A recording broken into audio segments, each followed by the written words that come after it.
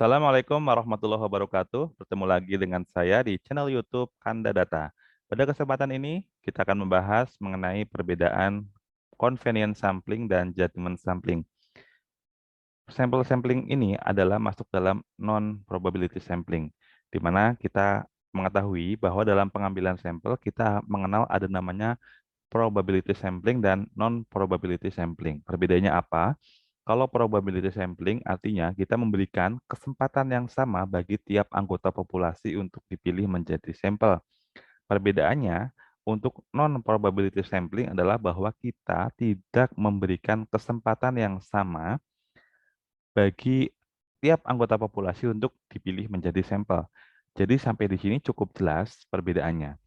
Untuk contoh yang non-probability sampling diantaranya adalah convenience sampling, judgment sampling, dan yang lainnya. Banyak sekali ya istilah-istilah, ada kita mengenal accidental sampling, ada juga snowball sampling, ada purposive sampling. Ini bagaimana perbedaannya? Nah, kita lihat bahwa di sini ada lihat convenience sampling dan judgment sampling.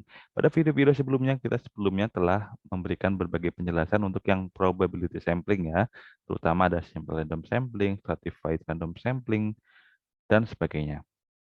Oke, kita akan membahas satu persatu apa itu convenience sampling dan apa itu judgment sampling, dan apa perbedaannya.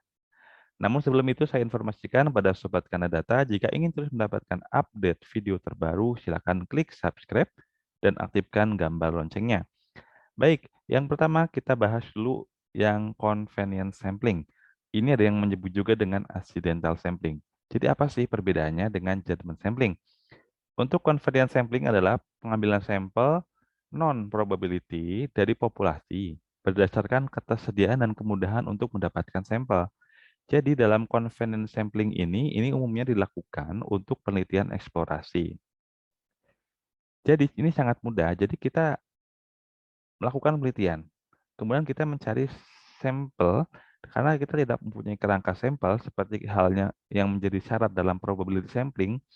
Misalkan kita menggunakan sampel random sampling kan ada kriteria kerangka sampel dan homogen datanya ya. Kalau di sini kita tidak ada itu ya, karena kita tidak memiliki kerangka sampel yang ada ya. Jadi, kita melakukan penelitian, misalkan bagaimana perilaku petani terhadap produk benih padi unggul bersertifikat, misalkan. Kita tidak punya data nih, mana petani yang menggunakan padi unggul bersertifikat di lapangan. Nah, oleh karena itu kita akan mencari ya yang ketemu yang petani yang menggunakan padi unggul bersertifikat, yaitu yang kita ambil. Dan tentunya biasanya kita akan mencari yang berdekatan. Oh, sebelah sini ada.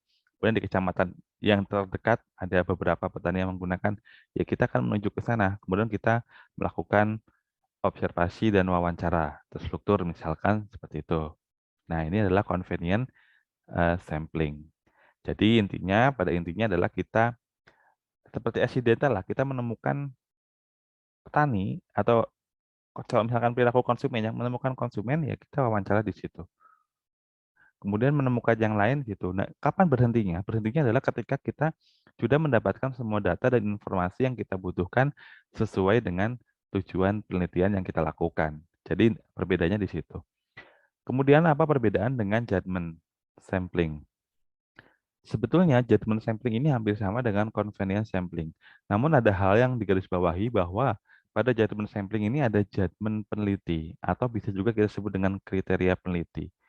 Judgment sampling sering boleh kita katakan purposive sampling ya. Kita menetapkan secara sengaja ya samplingnya, namun ada kriteria atau justifikasi.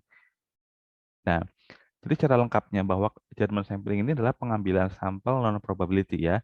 Artinya kita tidak punya kerangka sampel ya, artinya kita tidak memilih setiap anggota populasi kesempatan yang sama untuk terpilih menjadi sampel ya. Jadi kita menggunakan pengambilan sampel yang non probability dari populasi berdasarkan ketersediaan dan kemudahan untuk mendapatkan sampel namun berdasarkan judgment peneliti. Contoh tadi, menggunakan perilaku petani terhadap produk benih padi unggul bersertifikat. Tadi kita kan tadi hanya yang padi unggul bersertifikat ya. Namun di sini kalau ada judgment sampling, kita ada kriterianya. Ya, jadi dari sekian banyak petani yang menggunakan benih padi unggul bersertifikat, kita tentukan kriteria. Yang pertama, punya lahan sawah lebih dari 1000 meter persegi. Kedua, merupakan anggota kelompok tani aktif. Ketiga, pernah ikut penyuluhan budidaya padi, dan seterusnya. Jadi kalau kita menemukan misalkan berwawancara ke petani, kita menggunakan seperti convenience sampling, kita menemukan Bapak petani aktif, ikut kelompok, ikut. Pernah ikut penyuluhan? Pernah. Punya lahan sawah? Tidak, hanya sebagai, buruh tani. Nah, itu kita tidak jadikan sampel karena kriteria yang pertama tidak memenuhi ya. Jadi kita temukan sesuai dengan ketiga kriteria ini dan barulah kita jadikan sebagai sampel. Itu namanya judgment sampling. Jadi meskipun memiliki hampir sama, perbedaannya adalah kalau judgment sampling ini ada judgment dari peneliti ya. Judgment ini peneliti yang menentukan ya, bukan dari pakar ya, tapi peneliti sendiri. Kemudian kalau convenience ya itu yang paling sering kita gunakan, ada yang menyebut dengan accidental sampling ya, langsung nemu orang, kita wawancara, itu jadi sampel. Nah itu ya bedanya di situ. Baik, demikian video yang dapat saya sampaikan, semoga memberikan manfaat untuk teman-teman semuanya, sobat Kanada Data dimanapun Anda berada.